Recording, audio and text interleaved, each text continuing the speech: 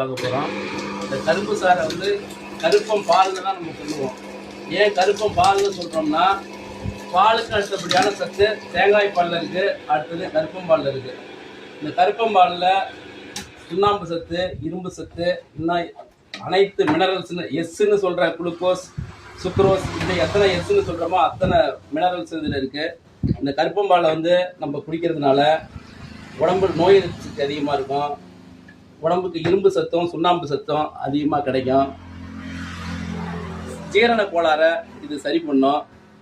முடி கருமையாக இருக்கிறதுக்கும் பல் மஞ்சள் கரை படியாமல் இருக்கிறதுக்கும் இது உதவி பண்ணும்.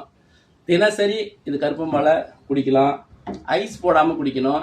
அதே மாதிரி இன்னொரு விஷயம், எல்லாருக்கும் இன்சுலின் பற்றாக்குறை இருக்கிறதுனால பட்டையை சீவாமல் கரும்பு குடிக்கணும்.